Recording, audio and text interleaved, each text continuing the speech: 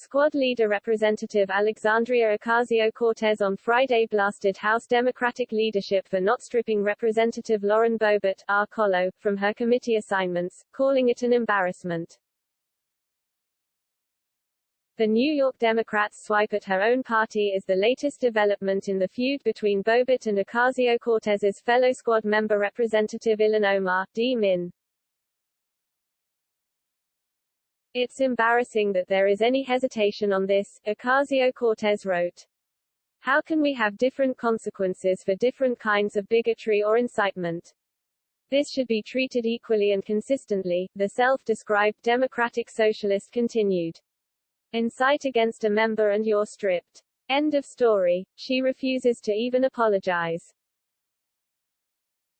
Boebert called Omar on Monday to apologize in what turned into a tense phone call centered around Boebert's recent controversial remarks about the Minnesota Democrats' religion that saw Omar hang up on the Colorado Republican.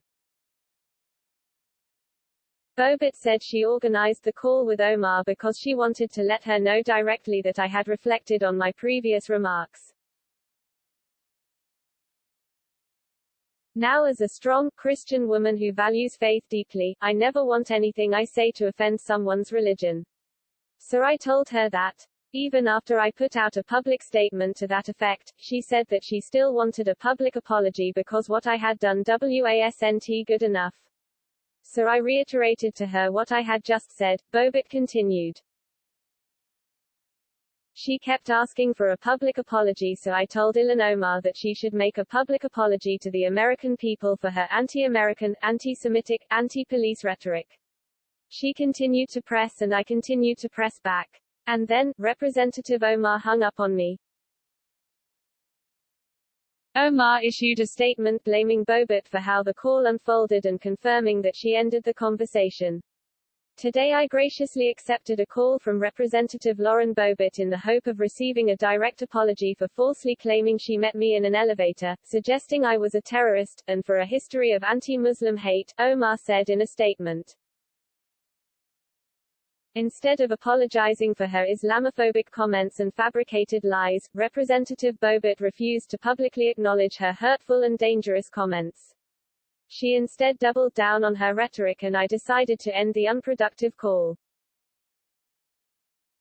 The phone call came in response to Omar accusing the Colorado congresswoman of making up an anti-Muslim story about her while speaking to supporters. House Minority Leader Kevin McCarthy, R. Caliph, defended Boebert on Friday, saying she apologized for recent insulting comments about Representative Ilhan Omar's religion, but he did admit controversies surrounding Boebert and far-right allies like Reps. Paul Gosar and Marjorie Taylor Greene cause problems. It's things we would not want to deal with, McCarthy said. The American people want to focus on stopping inflation, gas prices, and others. And anything that deviates from that causes problems. Lauren Boebert, as I called her when it came forward, we talked. She apologized publicly. She apologized personally, McCarthy also said, regarding Boebert's comments about Omar. In disagreements and something goes astray, you apologize for it, exactly what Lauren Boebert did. Democrats, however, do not believe that Boebert has apologized to Omar enough for her comment.